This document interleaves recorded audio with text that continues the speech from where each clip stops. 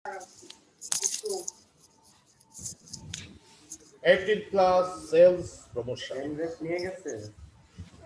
তোমাদের এতদিন যেটা আলোচনা হচ্ছিল অ্যাডভার্টাইজমেন্ট বা বিজ্ঞাপন, ad key to hit the human psychology, অ্যাডের কথা গান বা সিকোয়েন্সের মাধ্যমে কনজিউমার সাইকোলজিতে হিট করে কনজিউমারকে পাগল করা হলো বিজ্ঞাপন বা অ্যাডের প্রথম এবং প্রধান কাজ। এবং এই পর্যন্ত তোমাদের যেটা আলোচনা হয়েছিল বিজ্ঞাপন কত প্রকার এবং কি কি, অ্যাজ এ মার্কেটার কোন অ্যাডের ক্ষেত্রে তোমার কি করণীয়। আজকে 18 ক্লাসে তোমাদের যেটা আলোচনার বিষয় সেটা হলো সেলস প্রমোশন। সেলস প্রমোশনটা প্র্যাকটিক্যালি কি জিনিস? Sales promotion is nothing but a short term incentive. এটা একটা শর্ট টার্ম ইনসেন্টিভ, যে ইনসেন্টিভটা হঠাৎ করে একজন নন কনজিউমারকে কনজিউমার করে ফেলে। সেলস প্রমোশন হলো একটা শর্ট টার্ম ইনসেন্টিভ, যে ইনসেন্টিভটা হঠাৎ করে একজন নন কনজিউমারকে তোমার প্রোডাক্টের কনজিউমার করে ফেলে। তুমি একটা প্রোডাক্টে কন্টিনিউসলি হ্যাবিচুয়েটেড, কিন্তু দেখা যাচ্ছে সেলস প্রমোশনের কারণে তুমি একটা প্রোডাক্টের জায়গায় আরেকটা প্রোডাক্ট কিনে ফেলতেছো। এটা আমি তোমাদের একটা প্র্যাকটিক্যাল এক্সাম্পল দিচ্ছি। আব্দুল্লাহ, আব্দুল্লাহ, জি স্যার। তুমি বলো তো বাবা, তুমি বাসার জন্য কোন গুঁড়া দুধ কিনো অলওয়েজ? আমি স্যার এটা কিনি এভরিডে অথবা না নিডো না, নেসলের নর্মালি কোনটা কোনটা কিনো? Everyday everyday. নেসলে। এটা কি আছে নতুন বাইরে হচ্ছে? না না, এটা নেসলের স্যার, অনেক নেসলে। আগে থেকেই আছে। এটা হলো গুঁড়া দুধের নামই হলো এভরিডে। জি স্যার। এভরিডে। তুমি এভরিডে এবং এই গুঁড়া দুধের 400 গ্রাম গুঁড়া দুধের দাম কত পড়ে? নিশ্চয়ই এটা 120 টাকা। না স্যার, এটা 300 টাকা। 300 টাকা। জি স্যার। এভরিডে তুমি গুঁড়া দুধের দামটা হলো তোমার 300 টাকা। আমি ধরলাম যে তুমি দোকানে গেলা, সেই মানের তুমি দেখলা রেড কাউ গুঁড়া দুধ, এটা হলো তোমার 300 টাকা। ক্লিয়ার? জি কিন্তু এবং রেড কাউ এবং এভরিডের ভিতরে বেসিক কোনো ডিফারেন্স নাই। রেড কাউ যে কোয়ালিটি, রেড তোমার হলো এভরিডেও তোমার সেম কোয়ালিটি। তো রেড কাউর ভিতরে আছে একটা স্ক্র্যাচ কার্ড। এই স্ক্র্যাচ কার্ড তুমি যদি উঠাও 40 টাকা, 50 টাকা, 100 টাকা, 200 টাকা বা পুরো টাকাও তুমি ফ্রি পাইতে পারো। কিন্তু এভরিডের ভিতরে কোনো স্ক্র্যাচ কার্ড নাই। তুমি বলো তো বাবা আব্দুল্লাহ, তুমি জি কোনটা স্যার। কিনবা? তুমি কি এভরিডে কিনবা না তুমি রেড কাউটা কিনবা? রেড কাউই কেনার সার্টেনলি পসিবিলিটি তুমি স্যার রেড বেশি। কাউটা না, প্রথমে তুমি রেড কাউ কিনে ফেলবা। জি যেহেতু রেড কাউ এবং তোমার হলো নেসলে ভিতর তোমার এভরিডের মধ্যে খুব একটা ডিফারেন্স নাই, ডিফারেন্স নাই। মনে রাখবে যে তুমি রেড কাউ কিনে ফেলবা। এটি হলো তোমার সেলস প্রমোশন, একটা শর্ট টার্ম ইনসেন্টিভ, যে ইনসেন্টিভটা হঠাৎ করে একজন নন কনজিউমারকে কি করে তোমার প্রোডাক্টের কনজিউমার বানায় ফেলে। যেমন এই যে তোমার স্কেচ কার্ডটা হলো তোমার একটা সেলস প্রমোশন। প্রমোশন। এই সেলস স্কেচ কার্ডটা যদি না থাকতো তুমি কিন্তু এভরিডে কিনতা, কিন্তু স্কেচ কার্ডটা থাকার কারণে তুমি কি কিনলা? তুমি রেড কাউ। রেড কাউটা তুমি কিনে ফেললা। এইটি হলো তোমার সেলস প্রমোশন। এটা একটা শর্ট টার্ম ইনসেন্টিভ, যে ইনসেন্টিভটা হঠাৎ করে একজন নন কনজিউমারকে কনজিউমার বানায় ফেলে। এটার আমি তোমাদের একটা প্র্যাকটিক্যাল এক্সাম্পল দিই। আবার ধরা যাক স্যাম্পল টেস্টিং। এটাও কি করে তোমার একজন নন কনজিউমারকে হঠাৎ করে সে কি করে কনজিউমার বানায় ফেলে। এটা আমি তোমাদেরকে দুইটা আমি এক্সাম্পল দিচ্ছি, প্র্যাকটিক্যাল এক্সাম্পল দিচ্ছি। যেমন এন্টার বাংলাদেশের মানুষ চা কি জিনিস এটা কিন্তু জানতো না। আমার কথা শুনতেছো তোমরা? জি স্যার। এন্টার বাংলাদেশের মানুষ চা কি জিনিস সেটা জানতো না। চা যে খাওয়া যায় এবং চা খেলে যে ভালো লাগে, মাথাটা রিল্যাক্স লাগে বা হালকা লাগে, এটা কিন্তু বাংলাদেশের মানুষ টোটালি জানতো না। ব্রিটিশ টি কোম্পানি দেখলো যে সমস্ত চা লন্ডনে চলে যায়, লন্ডন থেকে সারা বিশ্বে ডিস্ট্রিবিউট হয়। কিন্তু ব্রিটিশ টি কোম্পানি দেখলো যে না, সবগুলি চা চা আমার লন্ডনে কেন যাবে? এন্টার বাংলাদেশে তো চায়ের একটা বিশাল বড় মার্কেট হইতে পারে, পারে কিনা আমাকে বলো। জি স্যার। এন্টার বাংলাদেশেও চায়ের জন্য একটা বিশাল বড় মার্কেট হইতে পারে। তখন কিন্তু এন্টার বাংলাদেশের মানুষ জানে না চা কি জিনিস, চা যে খাওয়া যায়, এটা এন্টার বাংলাদেশের মানুষ সেটা জানে না। চা সম্বন্ধে সে চিন্তাই করতে পারে না। তখন ব্রিটিশ টি কোম্পানি কি করলো? সে 1800 সালের দিকে ব্রিটিশ টি কোম্পানি কি করলো? বিভিন্ন জায়গায় তোমার কি পয়েন্ট তৈরি করলো, সেই কি পয়েন্টে কি হলো, যে তোমাকে মানুষকে বিনা পয়সায় দুধ চা খাওয়ানো শুরু হলো। কারণ ব্রিটিশ জানে বাঙালি হলো ভোজন রসিক। এই ভোজন রসিক মানুষকে যদি দুধ চিনি ছাড়া যদি লিকার চা দেওয়া হয়, একটাও খাবে? আমাকে বলো। না স্যার, খাবে না। একটাও খাবে না। ভোজন রসিক বাঙালিকে যদি দুধ চিনি ছাড়া একটা লিকার চা দেওয়া হয়, যে লিকার চা হলো ক্যান্সারের প্রতিষেধক, লিকার চাটা হলো তোমার শরীরের জন্য উপকারী, তোমার মেদ কমানোর জন্য উপযোগী। এই লিকার চাটা আমার বিশ্বাস হয় না কেউ খাবে, নোবডি, কেউ বলতে কেউই খাবে না। বিনা পয়সা দিলেও কেউ খাবে না। তো ব্রিটিশকে ব্রিটিশ জানে যে ভোজন রসিক মানুষকে কি করার জন্য, খাওয়ানোর জন্য এই চায়ের মধ্যে, কড়া লিকার চায়ের মধ্যে একটু দুধ আর চিনি মিশায়। খুব কড়া লিকার চায়ের মধ্যে যখন দুধ আর চিনি মিশানো হয়, তখন কি হয়, খুব টেস্টি উপাদানে পরিণত হয়, হয় কি না বলো? জি স্যার। খুব কড়া লিকার চায়ের মধ্যে যখন একটা দুধ আর চিনি মিশানো হয়, তখন খুব টেস্টি একটা উপাদানে পরিণত হয়। ব্রিটিশ দেখলো যে না, এইবার ভোজন রসিক জাতির এখন লাইন আনা যাবে। এরকম একটা কড়া লিকার চা, এই অত্যন্ত কড়া লিকার চায়ের মধ্যে দুধ আর চিনি মিশায়, যেটা বিষের মতো হয়ে যায়, শরীরের জন্য অত্যন্ত পয়জনাস। কিন্তু বাঙালিদেরকে তো সেটা, তারা বাঙালিরা মরুক বানা বাচুক, এটা তো তাদের জানা বিষয় না।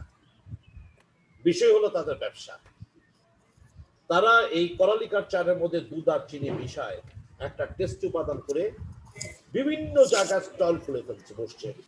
চায়ের সাথে থাকতো টা, তখন থেকে টা শব্দটা চলে আসছে, চা টা, চাটা খাবা নাকি, অর্থাৎ আমার কি, তখন থেকে চা টা, টা রেডি থাকতো। তো শর্ত একটা, ওই স্টলে দ্বারা 1 কাপ চা খেতে হবে, তাইলে তুমি টাকা পাবা, আদারওয়াইজ তোমাকে টাকা দেওয়া হবে না।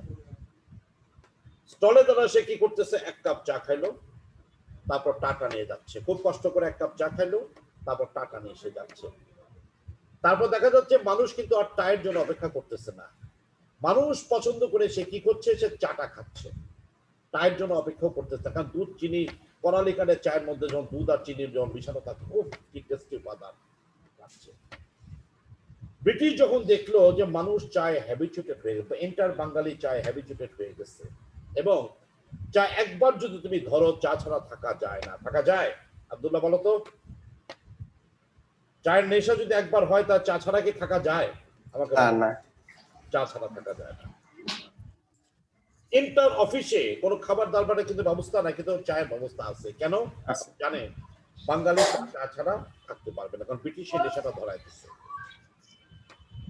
এই যখন হলো বিভিন্ন জায়গায় যখন দেখা যাচ্ছে তার মানুষের মধ্যে চায়ের নেশাটা হয়ে গেছে, তখন হঠাৎ করে ব্রিটিশ কি করলো, চায়ের স্টলগুলি বন্ধ করে দিল, টি স্টলগুলি সব বন্ধ হয়ে দিল। টি স্টলগুলি যখন বন্ধ হয়ে গেল, তখন মানুষ চায়ের জন্য হাহাকার হয়ে গেল, চা এখন কোথায় পাবে, আর চা এখন কোথায় পাবে।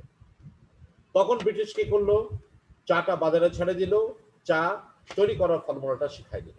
বাস, মানুষ চা কেনা শুরু করলো, কড়া লিকারের চা বানানো শুরু করলো, কড়া লিকারের চা খাওয়া শুরু করলো। এই যে তোমার এন্টার বাংলাদেশের মানুষ, এন্টার উপমহাদেশ টি মার্কেটের আওতার বাইরে ছিল, এন্টার উপমহাদেশ টি মার্কেটের আওতার ভিতরে চলে আসলো। ক্লিয়ার? ক্লিয়ার? জি স্যার, ক্লিয়ার। এটি হলো তোমার স্যাম্পল টেস্টিং, যেটা একটা নন কনজিউমারকে কনজিউমার বানায় ফেলে। অর্থাৎ সেলস প্রমোশনটা কি একটা শর্ট টার্ম ইনসেনটিভ, যে ইনসেনটিভটা হঠাৎ করে একজন নন কনজিউমারকে সে কি করে, কনজিউমার বানায় ফেলে। একজন মার্কেটার হিসেবে তোমাকে প্রতিটা পরতে জানতে হবে। তোমাকে একটা জিনিস মনে রাখতে হবে, যে তোমরা যারা মেজর মার্কেটিং এর দোরগোড়ায় আসছো, তোমরা একটা অর্গানের আর্মি। তোমার ইন্টেলিজেন্স উপর ডিপেন্ড করবে তোমার কোম্পানি কি বাঁচবে না তোমার কোম্পানি ধ্বংস হয়ে যাবে। সো মানুষের ভিতর থেকে ভিতরে ঢুকে তোমাকে আইডেন্টিফাই করতে হবে, at anyhow, at any circumstances, আমার প্রোডাক্টের সেল বাড়াইতেই হবে। এটা যেভাবে পারি সেভাবে আমি আমার প্রোডাক্টের সেল বাড়াতে পারি। অ্যাডের মাধ্যমে যেরকম বাড়ানো যায়, ঠিক তেমনি সেলস প্রমোশনকে তোমাকে আয়ত্ত নিতে হবে। কারণ সেলস প্রমোশনটা হলো একটা শর্ট টার্ম ইনসেন্টিভ, যেটা হঠাৎ করে বা ইনিশিয়ালি একজন কনজিউমারকে, নন কনজিউমারকে তোমার প্রোডাক্টের কনজিউমার বানায় ফেলবে।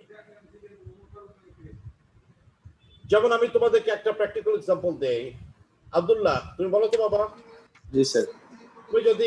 তুমি হঠাৎ করে গেলা, তুমি সানমুনেটে, এটা তুমি চিন্তা করলা যে তুমি ক্যামব্রিজ টেলার্সে গুলিস্তানে পিডিআরমিনি মার্কেটের ভিতর ঢুকলা, কোনোদিন ঢুকছিলা পিডিআরমিনি মার্কেটে? জি স্যার, একদিন ঢুকছি। ঢুকছিলা, সেখানে তুমি চিন্তা করলা আমি ক্যামব্রিজে ঢুকবো, ক্যামব্রিজে ঢুকে সেখানে আমি একটা স্যুট বানাবো।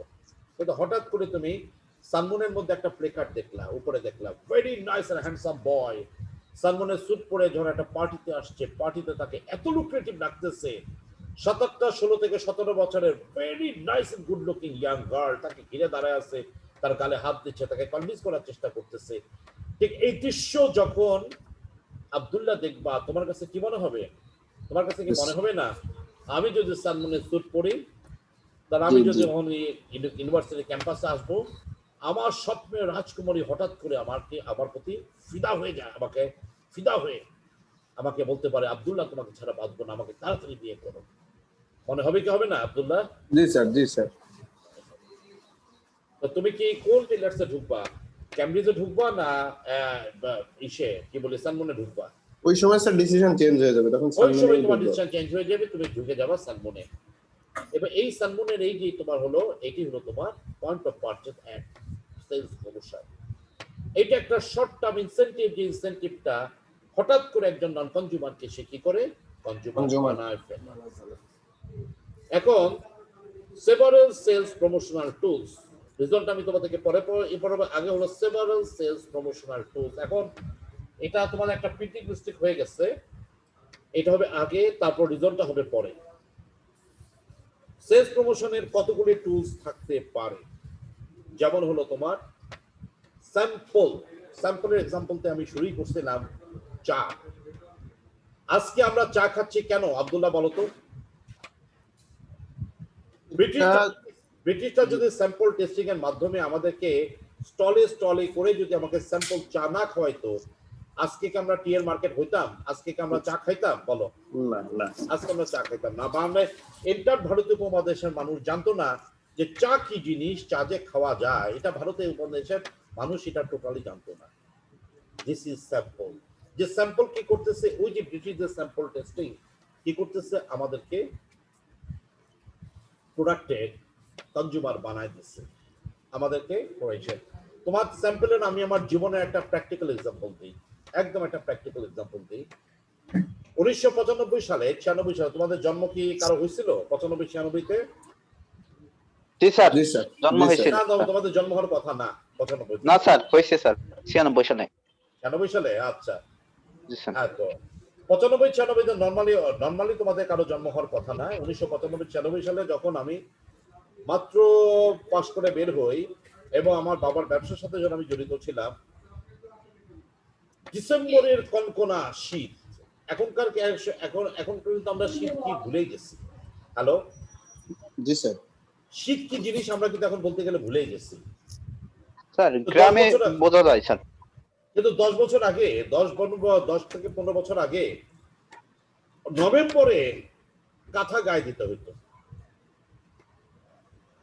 10-15 বছর আগে বলতো 96-97 দিকে নভেম্বরে কি আমরা কি এই নর্মাল শার্ট পরে আসতে পারছি, না আমাকে ফুল হাতা শার্ট পরে আসতে হয়েছে?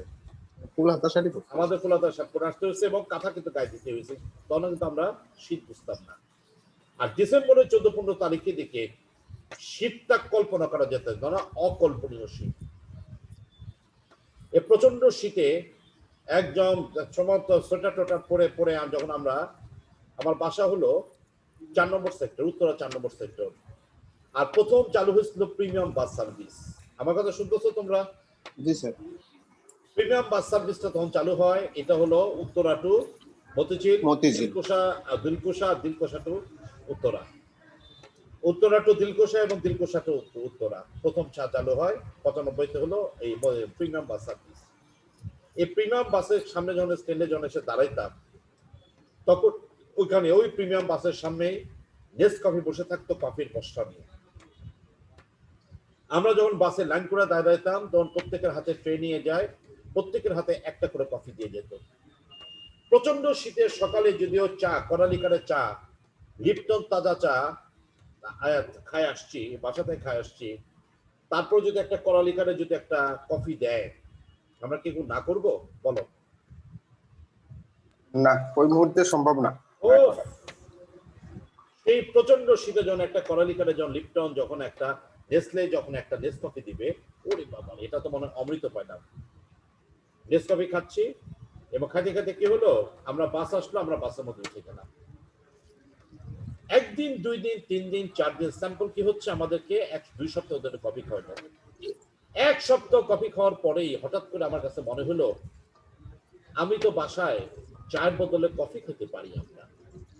আমার কাছে এখনো মনে আছে, রাত্র 8টার সময় প্রিমিয়ামে করে রাজলক্ষ্মীতে এসে নামলাম, রাজলক্ষ্মীর ভিতরে ঢুকে গেলাম, নেসকফির একটা বয়ম কিনলাম, তারপর মার কাছে নিয়ে এসে বললাম, মা কালকে থেকে আমাদের আর চা দিও না, কয়েকদিন আমাদেরকে কফি দাও, কফিটা ভালো লাগে চায়ের চেয়ে। কয়েকদিন ধরে আমরা কফি খাওয়া শুরু করলাম। আমি ছিলাম চায়ের মার্কেট, আমি হয়ে গেলাম কফির মার্কেট। ক্লিয়ার? জি sir. Clear? Clear sir. Sample testing, যে স্যাম্পল টেস্টিং ইজিলি একটা নন কনজিউমারকে কি করে, আমাকে একজন কনজিউমার বানায় দিতে পারে। তারপর আবার স্যাম্পল সার্ভিস অনেক সময় একজন নন কনজিউমারকে কনজিউমার বানায় দিতে পারে। এটা আমি তোমাদেরকে একটা বাস্তব উদাহরণ দিচ্ছি, ইতিহাস থেকে তোমাদের এক্সাম্পলটা দিচ্ছি। 1800 সালের দিকে ব্রিটিশ যখন রেল কোম্পানি, যখন ব্রিটিশ সারা ভারতের উপমহাদেশে যখন রেল লাইন এস্টাবলিশ করলো, আমার কথা শুনতেছো তোমরা? হ্যালো হ্যালো, জি স্যার। শুনতে পাচ্ছি স্যার। শুনতে পাচ্ছি। সারা শুনতেছি। ভারত উপমহাদেশে যখন রেল লাইন এস্টাবলিশ করলো, তখন ব্রিটিশ দেখলো যে উপমহাদেশের লোক কিন্তু রেলের একটা বিশাল বড় মার্কেট হতে পারে, যাত্রী পারাপার, এবং ব্রিটিশ রেল একটা বিশাল অঙ্কের ইনকাম করতে পারে। তো উপমহাদেশের মানুষ জানে না যে রেল কি জিনিস, রেলে যে চড়া যায়, এটা উপমহাদেশের মানুষ জানে না। তো ব্রিটিশ পুলিশ কি করলো, বিভিন্ন জায়গায় ওত পেতে বসে থাকে, মানুষকে ধরে দড়ি বাইন্দে টাইনে হিচড়ায় রেল লাইনে নিয়ে আসতো। মানুষ বাঁধতেছে, মনে করতেছে তাকে মাইরে ফেলবে, ই করবে, চিৎকার করে কাঁদতেছে, ওই অবস্থায় বগি খুলে খুলে তাদেরকে লাথি মারে সে রেল লাইনে উঠে যায়। রেলে উঠা পর্যন্ত তাদের কান্দা কাটে, রেলে উঠার পরে তাদের কান্দা কাটি বন্ধ। যখন দেখতেছে ওয়েটার দাঁড়ায় আছে, fried chicken, broast chicken, fried broast chicken, তারপর হলো যে তোমার কিসের, তারপর হলো যে তোমার বাটার জ্যাম, পাউরুটি, তারপর ফ্রেঞ্চ টোস্ট, এরপর চিকেন কাটলেট নিয়ে দাঁড়ায় আছে, চা নিয়ে দাঁড়ায় আছে, ইচ্ছা মতো তারা খাবে, বিভিন্ন জায়গায় ঘোরায়, যেই জায়গা থেকে উঠাইছিল ঠিক জায়গায় এসে তাকে নামায় দিল। তারপর দেখা যাচ্ছে ব্রিটিশ পুলিশকে তাকে দৌড়ায়, মানে ওই জোর করে আনতে হচ্ছে না, মানুষ এমনি রেল লাইন দাঁড়ায় থাকে রেলগাড়িতে, কারণ রেল লাইনে উঠে যদি মুফতে খাওয়া যায় আর বিভিন্ন জায়গায় ঘুরে বেড়ায় আসা যায়, তাহলে এখানে উঠবে না কেন? না উঠার কোনো কারণ আছে? বলো, না উঠার কোনো কারণ আছে? না স্যার। না উঠার কোনো কারণ নাই। মানুষের যখন রেল ভিত্তিটা কেটে গেল, তখন ব্রিটিশ কি করলো, টিকিট ছাড়া শুরু করলো, টিকেটিং সিস্টেম শুরু হয়ে গেল। টিকিট কাটে তোমরা রেলে উঠে এক জায়গা থেকে আরেক জায়গায় যায়, টিকিট কেটে তারা এক জায়গা থেকে আরেক জায়গায় যাওয়া শুরু করলো। টিকিট কেটে যখন এক জায়গা থেকে আরেক জায়গায় যাওয়া শুরু করলো, যার ফলে কি হচ্ছে, এই মানুষ রেলের একটা বিশাল বড় একটা ব্যবসা স্টাবলিশ হলো। এই স্যাম্পল সার্ভিস কি হচ্ছে, যে তোমার উপমহাদেশের মানুষ যেখানে রেলের মার্কেট ছিল না, উপমহাদেশের মানুষকে রেলের মার্কেট করে দিল। ক্লিয়ার? ওয়াফিনা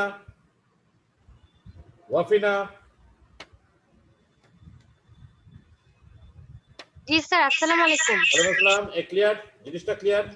জি স্যার। আচ্ছা, এরপর হলো তোমার কুপনটাও একজন নন কনজিউমারকে কি করে কনজিউমার বানায় দিতে পারে, অথবা বারে বারে একটা প্রোডাক্টের কনজিউমার বা একটা সার্ভিসের কনজিউমার বানায় দিতে পারে। এটা আমি তোমাদের একটা প্র্যাকটিক্যাল এক্সাম্পল দেই। ফ্যান্টাসি কিংডমে তোমরা কারা কারা গেছো? কার জব করছে? আমি গেছি স্যার। জি স্যার, আমিও গেছি। হ্যাঁ, আব্দুল্লাহ গেছো, আশরাফ গেছো, জি স্যার। ওয়াফিনা গেছো? না স্যার, যাওয়া হয়নি। এখন একবারও। আর কে কে গেছো? কামরুল? স্যার আপনার সাথে নন্দন পার্কে যাওয়া হয়েছিল স্যার। কিন্তু ফ্যান্টাসি কিংডমে যাওয়া পড়ে নাই। না স্যার। গেছি স্যার, আমি গেছি স্যার। আর কে গেছো? আমি গেছি জিয়া রহমান। আমি গেছি স্যার। কেমন গেছো? আচ্ছা, আমি ম্যাজিক গেছি কার্পেটে আতিক কারো স্যার। কারো চড়ছো? ম্যাজিক কার্পেটে জি আমি স্যার, চলছি চলছে আতিক স্যার। চলছি স্যার। কেমন লাগছে? ম্যাজিক কার্পেটে চড়ছে? আমার মাথা ঘুরাইছে স্যার, বমি আসছিল। ওইটাই সবচেয়ে ভালো লাগে স্যার। ফিলিংস ওইটা আলাদা। সবচেয়ে ভালো লাগে। তবে সবচেয়ে ডেঞ্জারাস মনে হয় ছিল হলো এটা, ওই হলো তোমার হলো এটাকে কি বলে জানি, roller coaster. Roller coaster. Roller coaster. Roller coaster যদি একটু দুর্বল কেউ হয় তার হার্ট অ্যাটাক করবেই, হার্ট অ্যাটাক মিস হবে না এখানে। প্রত্যেকটা রাইডই ডেঞ্জারাস। ম্যাজিক কার্পেট, রোলার জি কোস্টার। স্যার। শান্তা মারিয়াটাকে উঠছো? Santa Maria? না, শান্তমারিয়াতে শান্তা মারিয়াতে উঠো নাই। জায়ান্ট স্প্লেশ, এই যে একদম উপর থেকে তোমার হলো ওই পানির মধ্যে এসে যে পড়ে, হ্যাঁ, ওইটাতে উঠছি, ওইটাতে কেমন উঠছি। লাগছে? ওইটা মজা। ভয় লাগে নাই? Dry slide sir. হ্যাঁ, স্যার, ম্যাজিক কার্পেট আর রোলার ড্রাই কোস্টারটা স্লাইড হচ্ছে ভয়। আচ্ছা আচ্ছা আচ্ছা তো সবচেয়ে ভয়ের ম্যাজিক কার্পেট, কার্পেট। সবচেয়ে বেশি মানুষ ভয় পায় ওইটা। হ্যাঁ, ম্যাজিক কার্পেটটা। এই যে তোমার, তবে হ্যাঁ, এই ফ্যান্টাসি কিংডম থেকে তখন তুমি বের হও, বের হওয়ার সাথে সাথে তোমার হাতে কি একটা কুপন ধরা দেয়। অর্থাৎ নেক্সট টাইম তখন যখন তুমি ফ্যান্টাসি কিংডমে ঢুকবা তখন তোমাকে কি করতে হয়, এই কুপনটা শো করলে 10% লেসে তুমি ঢুকতে পারবা। এই কুপনটা থাকলে তোমার কি হবে, এবং স্যার একটা ব্রেসলেটও পরায় দেয় স্যার। বারে বারে তোমার ফ্যান্টাসি কিংডমের কথা মনে হবে। চলো আজকে ঘুরে যাই, যাও এটি হবে। ও কুপনে কি করবে, তোমাকে নেক্সট টাইম ফ্যান্টাসি কিংডমে নিয়ে আসবে। এইটাই হলো তোমার শর্ট টার্ম ইনসেন্টিভ। এটা হলো এক ধরনের শর্ট টার্ম ইনসেন্টিভ। কুপনটা কিনলে, coupon is nothing but a discount card. এই ডিসকাউন্ট কার্ড কি করে, একজন কনজিউমারকে বারে বারে তার প্রোডাক্টের কনজিউমার সে করে ফেলে। যেমন ফ্যান্টাসি কিংডমে হয়তো তোমার সেকেন্ড টাইম যাওয়ার আর ইচ্ছা ছিল না, আর সেকেন্ড টাইম যাওয়াটা এখানে অনেক বেশি ঝামেলা। কিন্তু এই কুপন যদি থাকে, তোমার বাড়িতে যদি কুপন থাকে, আর এই কুপন যখন আছে, যাই আবার ঘুরে আসি, 10% ডিসকাউন্টে আমি ঢুকতে পারবো, যাই ঢুকে ঘুরে আসি। কুপনে কি করবে, তোমাকে বারে বারে ফ্যান্টাসি কিংডমে তুমি আবার নিয়ে যাবে। ক্লিয়ার? জি স্যার। কোনো কনফিউশন? না স্যার। No sir. কুপনটা হলো একটা ডিসকাউন্ট কার্ড, যেটাও কি করে, একজন মার্কেটকে একজন কনজিউমারকে নন কনজিউমারকে কনজিউমার বানায় ফেলে। আবার আমি একটা অন্য একটা এক্সাম্পল দেই। ওয়াফিনা, জি স্যার। তুমি বলো তোমার কি বাবু আছে কোনো? না। জি স্যার আছে। আছে। কত বছরের বাবু? স্যার 14 মাস। 14 মাস। অবশ্যই সেলেক কিনো। জি স্যার। সেলেক তো অবশ্যই কিনো বাবুর জন্য। Sandal, Cerelac. Sorry Cerelac sir. জি স্যার, দুধ কিনি স্যার। দুধ কিনো, সেলাক বা নিডো, ঠিক আছে। জি এখন তুমি নরমালি কি কিনো তোমার বাবুর জন্য, সেলেক না নিডো? স্যার, আমি হচ্ছে নিডুই খাওয়াই। নিডোই খাওয়া। আচ্ছা, সেরেলাক এবং নিডোর মধ্যে কি কোনো বেসিক পার্থক্য আছে? স্যার এটা আসলে ডিপেন্ড করে। হ্যাঁ আছে স্যার, পার্থক্য একটু আছে। আচ্ছা, আমি ধরলাম যে কোনো বেসিক পার্থক্য নাই, ঠিক আছে। জি সেরেলাক এবং নিডোর মধ্যে কোনো বেসিক পার্থক্য নাই, কিন্তু আচ্ছা। অলওয়েজ তোমার বাবুর জন্য তুমি নিডো খাওয়াও। জি জি কিন্তু সেরেলাকের মার্কেটার এশিয়ান ইউনিভার্সিটিতে আসলো, এবং তোমাদের যারা নিউলি ম্যারিড এবং তোমাদের হলো নতুন মা, জি তোমাদের হাতে কি করলো, একটা করে ডিসকাউন্ট কার্ড দিয়ে দিল। বলো জি, যে জি। আপনারা যদি এই কার্ড নিয়ে যদি আপনি সেলেক কিনেন, আপনার 20% ডিসকাউন্টে কিনতে পারবেন। নিডোর যে দাম, সেলেকের সেই দাম। ওয়াফিনা বলো তুমি কোনটা কিনবা? তুমি কি নিডো কিনবা না সেলেক কিনবা? স্যার হচ্ছে যেহেতু স্যার নিডো খাওয়াই, নিডুই তো না, কিনবো। তুমি সেলেক এবং হ্যাঁ। নিডো যদি একই মানের হয়, একই আচ্ছা, quality একই হয়, মানের হয়, তাহলে আমি সেরেলাকই কিনবো স্যার। সেটালি তুমি তোমার সেলেকে কিনবা, বিকজ তুমি 20% ডিসকাউন্টে কি হচ্ছে, তুমি সেলেকটা কিনতে পারবে, জি জি, সেরেলাকটা একই মানের পাচ্ছি। পাচ্ছ। জি এইটি হলো তোমার কুপন। কুপন হলো কি, কুপন হলো একটা ডিসকাউন্ট কার্ড। জি যে জি ডিসকাউন্ট কার্ড কি করে, অটোমেটিক, যেমন তুমি ছিলা নিডোর কনজিউমার, তুমি সেলেকের কনজিউমার ছিল না, যে এই সেলেকের ডিসকাউন্ট কার্ড তোমাকে কি করছে, তোমাকে সেলেকের মার্কেট Distract বা করছে। সেলেকের কনজিউমার বানায় ফেলতেছে। জি ক্লিয়ার? জি স্যার। কোনো কনফিউশন? না স্যার। আচ্ছা, ক্যাশ রিফান্ড অর রিবেট, এটা বাংলাদেশের ক্ষেত্রে প্রযোজ্য না, এটা ওয়েস্টার্ন ওয়ার্ল্ডের ক্ষেত্রে প্রযোজ্য। যেমন এটা আমি তোমাদের একটা প্র্যাকটিক্যালি, আমি প্রথমে এক্সাম্পল দিয়ে বুঝাই, তোমাদের কাছে পানির মতো পরিষ্কার হয়ে যাবে। আচ্ছা আব্দুল্লাহ, জি স্যার। তুমি বলো তো, তুমি চিন্তা করো যে তুমি এই মুহূর্তে বাংলাদেশে না, তুমি ক্যালিফোর্নিয়াতে প্রেজেন্ট, ক্লিয়ার? ক্যালিফোর্নিয়াতে। তুমি ক্যালিফোর্নিয়াতে কোনো একটা দোকান থেকে তুমি একটা ল্যাপটপ কিনলা। আমার কথা শুনতেছ আব্দুল্লাহ? জি স্যার। আচ্ছা, ক্যালিফোর্নিয়ার কোনো একটা দোকান থেকে তুমি ল্যাপটপ কিনলা। ল্যাপটপ কিনে তুমি বাসায় চলে আসলা। যখন তুমি ল্যাপটপটা ওপেন করলা তখন তুমি দেখলা ল্যাপটপের মনিটরের মধ্যে, ল্যাপটপের মনিটর কোনটা এটা তো বুঝোই, জি ল্যাপটপের মনিটরের মধ্যে তোমার একটা কার্ড সাটা আছে দিয়ে, কি বলে তোমার স্কচ টেপ দিয়ে একটা কার্ড সাটা আছে। ওই কার্ডটাই হলো রিবেট কার্ড। সেই রিবেট কার্ডটা তুমি খুলবা, খোলার পর তুমি মেল করবা। ওইখানে তোমার কোম্পানির মেল নাম্বার দেওয়া আছে এবং তুমি কত টাকা তোমার অ্যাকাউন্টে জমা হবে সেটাও তোমার লেখা আছে। তুমি কি করবা, তুমি শুধু ল্যাপটপ থেকে তুমি ওই তোমার কোম্পানির মেলে করবা, I have got that rebate card, rebate number হলো এত, মাই ব্যাংক অ্যাকাউন্ট নাম্বার হলো এত। আর কিচ্ছু লাগবে না। 15 দিনের মাথায় তোমার ব্যাংক অ্যাকাউন্টে তোমার হলো, তুমি যদি $200 দিয়ে ল্যাপটপ কিনো, $100 বলা হবে যে $100 রিবেট হয়ে যাবে, তোমার ইসে পৌঁছে যাবে। ক্লিয়ার? জি। তোমার $50 তোমার অ্যাকাউন্টে কি হবে, পৌঁছে যাবে। ক্লিয়ার? জি sir. This is rebate or cash refund. অর্থাৎ এটা হলো পোস্ট পারচেজ, এটা হলো প্রি পারচেজ না। কোন একটা প্রোডাক্ট তুমি কিনে নিলা, কিনে নেওয়ার পরে তোমার যদি ভিতরে রিবেট কার্ড থাকে, তুমি শুধু তোমার একটা ব্যাংক অ্যাকাউন্ট নাম্বার দিয়ে তুমি মেল করে দিবা। আমেরিকায় তুমি কয়েক কোটি লোকের মধ্যে তুমি একজন লোক পাবা না যাদের ল্যাপটপ নাই আর যাদের মেইল অ্যাকাউন্ট নাই। এটা তুমি একজন লোক তুমি পাবা না যাদের মেইল অ্যাকাউন্ট নাই, যারা ফেসবুক ইউজ করে না অথবা যারা ইউজ করে না, তোমার হলো নেট ইউজ করে না, এটা তুমি একটা লোক তুমি পাবা না। এইটি হলো তোমার rebate or cash refund.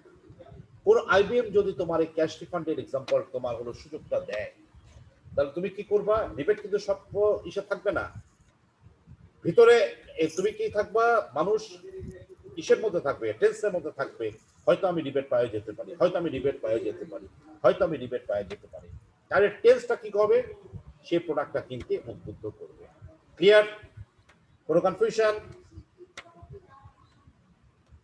Hello, কোনো জি sir, confusion? Clear. No sir, clear. Abdullah বলো তো, এই ক্যাশ রিফান্ড রিবেটটা তুমি কি বুঝতে পারছো? এটা হচ্ছে প্রোডাক্টটা পারচেজ করার পরে ওইটার প্রোডাক্টের সঙ্গে একটা রিবেট কার্ড থাকবে।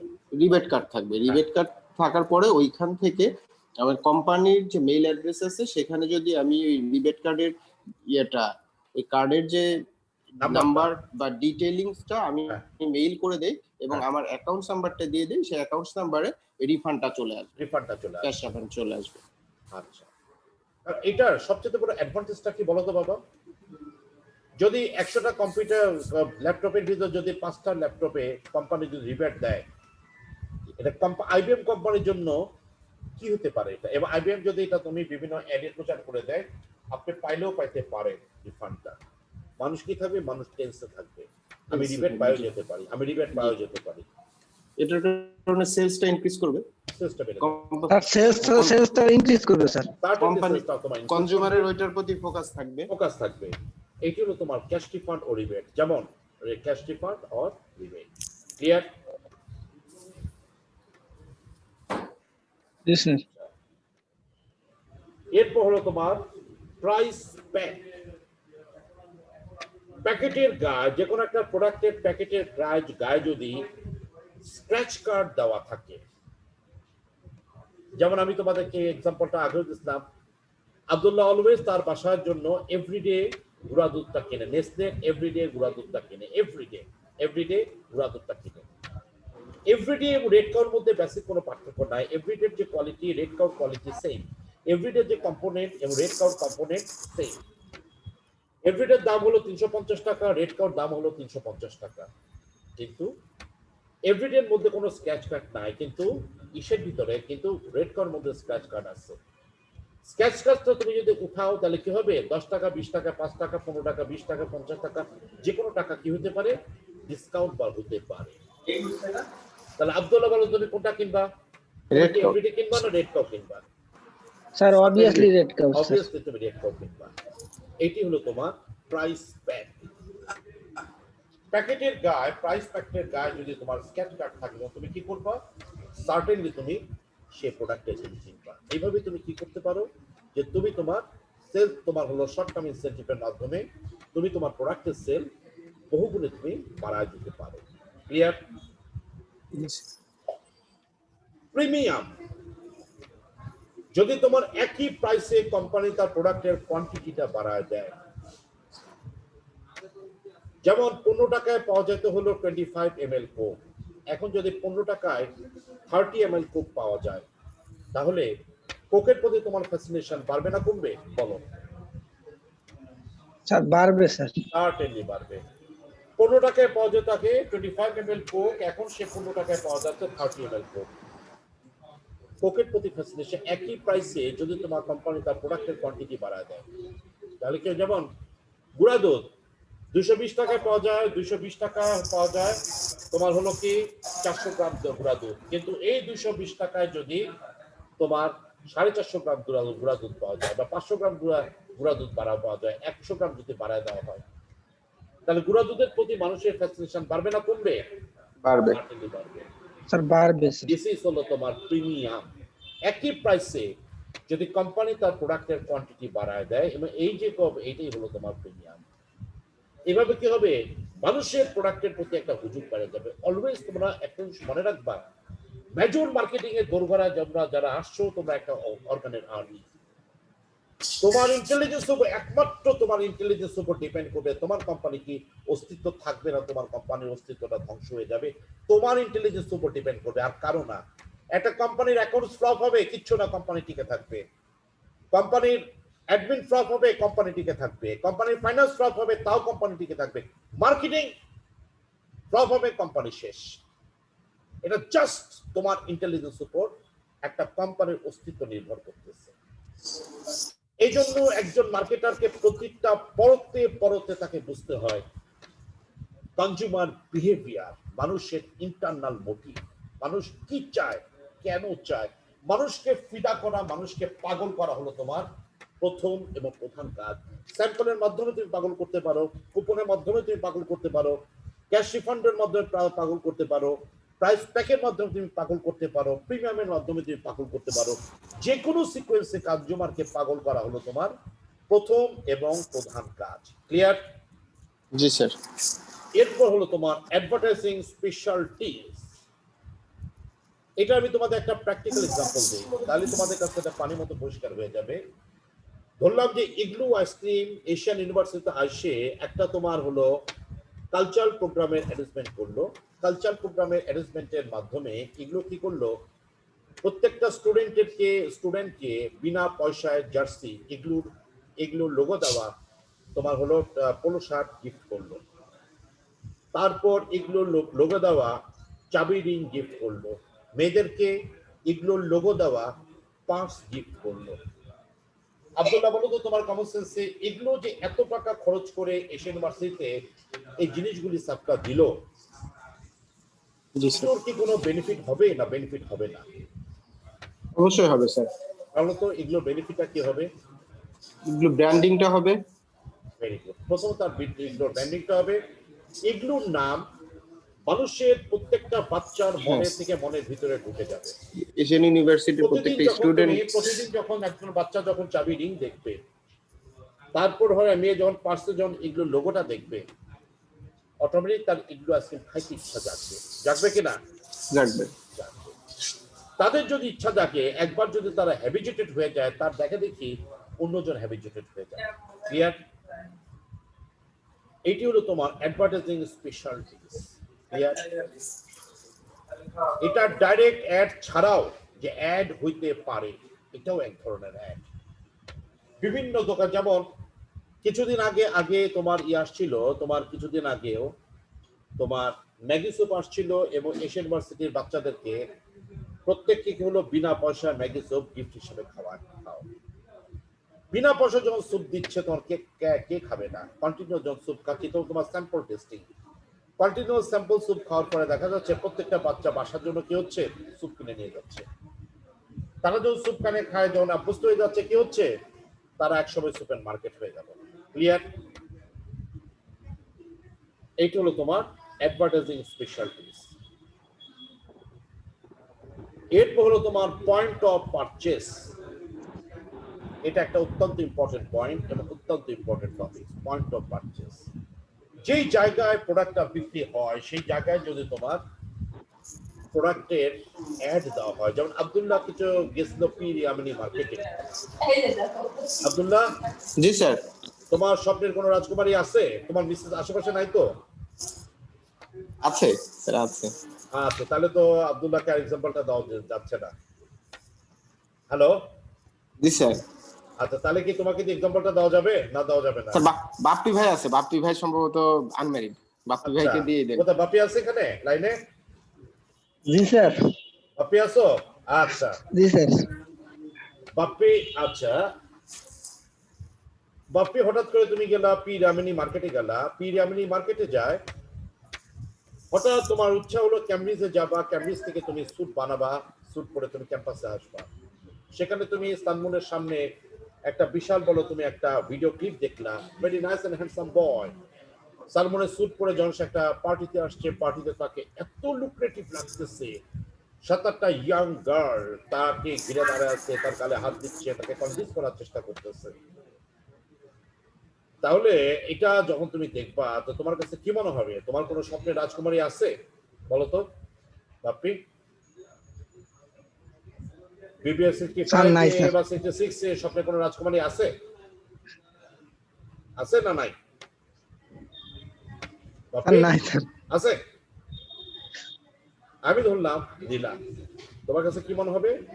ইস, আমি যদি সালমানের স্যুট পরে আসি, নীলা আমার প্রতি এত ইমপ্রেস হয়ে যাবে, হঠাৎ করে দৌড়ায় এসে আমাকে জড়ায় ধরে বলতে পারে, বাপ্পি তোমাকে ছাড়া বাঁচবো না, তার থেকে আমাকে বিয়ে করো।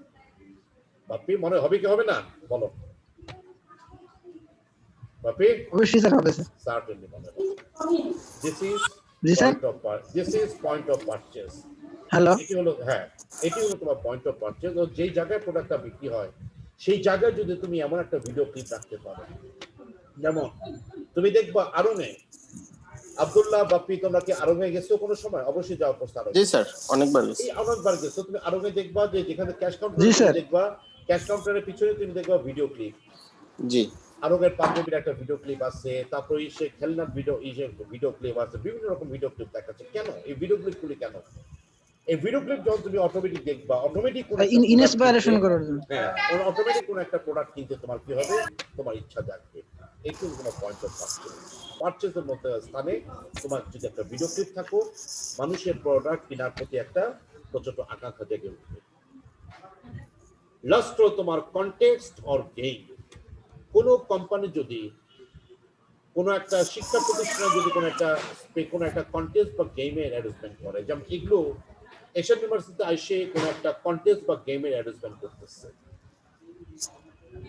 অথবা কোন একটা স্টাডি ট্যুরে কি করলো, তোমাকে একটা হলো বিশাল একটা টাকা হলো স্পন্সর করলো, এবং ওখানে তোমার একটা আছে ইগলু সৌজন্যে।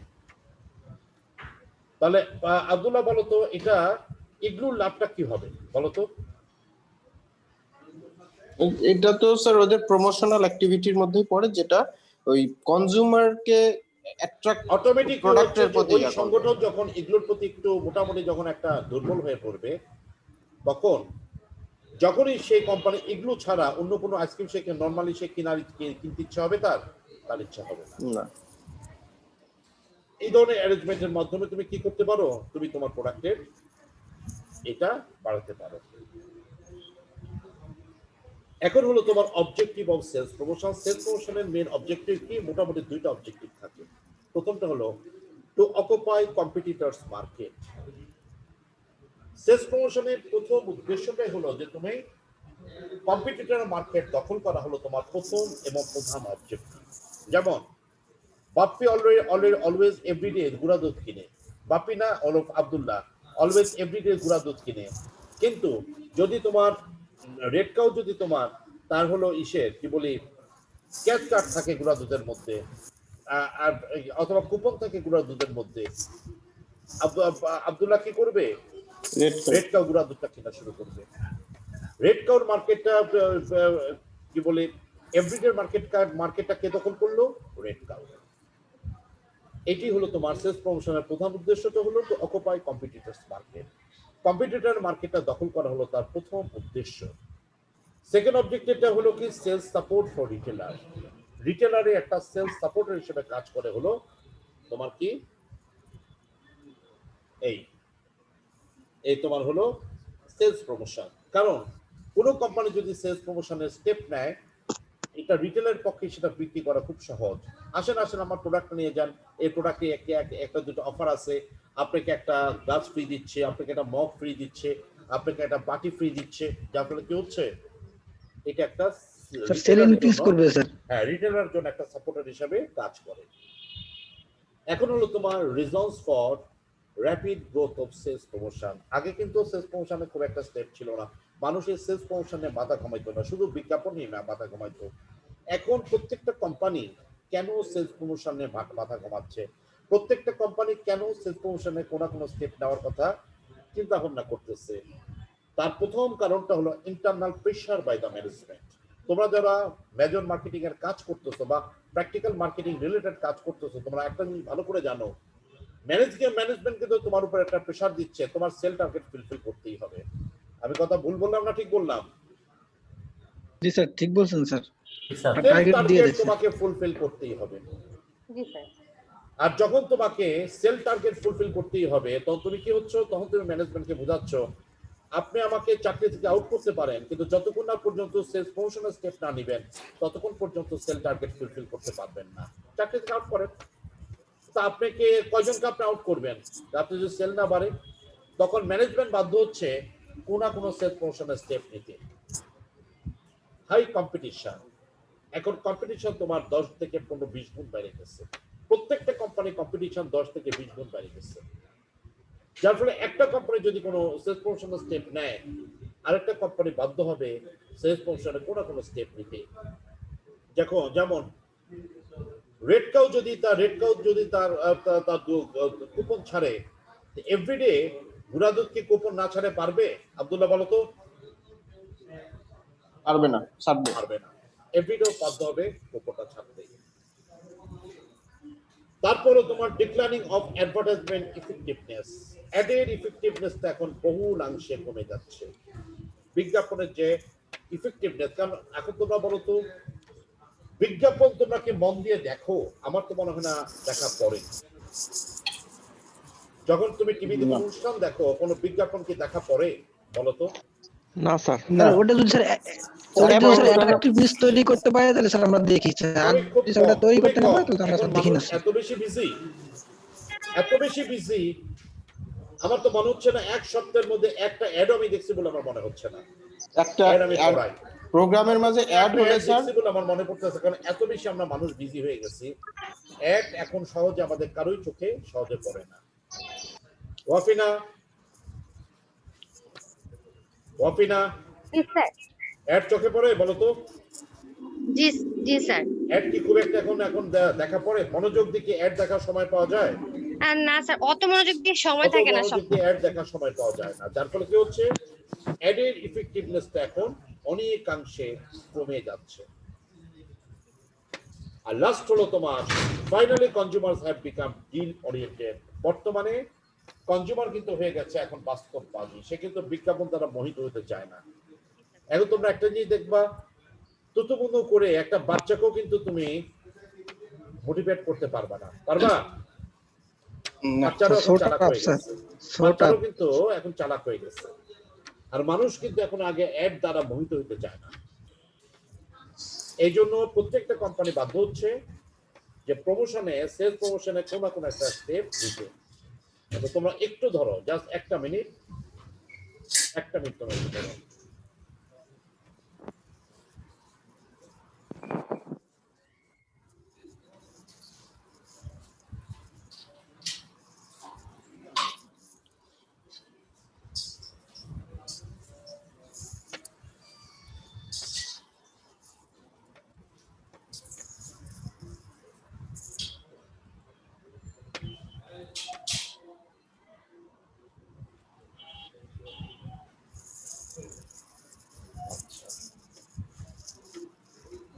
হ্যালো।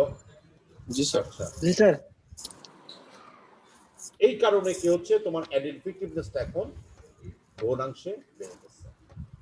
মানে সেলস প্রমোশন ইফেক্টিভনেসটা এখন বহুলাংশে বাড়ে। অর্থাৎ তোমাদের মেইন কারণটা কি, সেলস প্রমোশন বর্তমানে প্রত্যেকটা কোম্পানি সেলস প্রমোশনে কোনো কোনো স্টেপ নিতে বাধ্য হচ্ছে। তার প্রথম কারণটা হলো তোমার ম্যানেজমেন্টের ইন্টারনাল প্রেশার, যার কারণে মার্কেটাররা ম্যানেজমেন্টকে বুঝাতে বাধ্য হচ্ছে সেলস প্রমোশন না নিলে কোম্পানি টিকে থাকতে পারবে না। কম্পিটিশন এখন বহুলাংশে বেড়ে গেছে, অ্যাডেড ইফেক্টিভনেসটা এখন বহুলাংশে কমে গেছে, আর ফাইনালি কনজিউমার হয়ে গেছে ডিল ওরিয়েন্টেড। এখন কনজিউমার কোনো কিছু দ্বারা মোহিত হতে চায় না। এই চারটা কারণে তোমার সেলস প্রমোশন বহুলাংশে বেড়ে গেছে। ক্লিয়ার? জি স্যার। জি স্যার। ওকে, তাহলে আজকে ক্লাসে পর্যন্ত থাকুক। জি স্যার। শোনো, জি স্যার। আচ্ছা।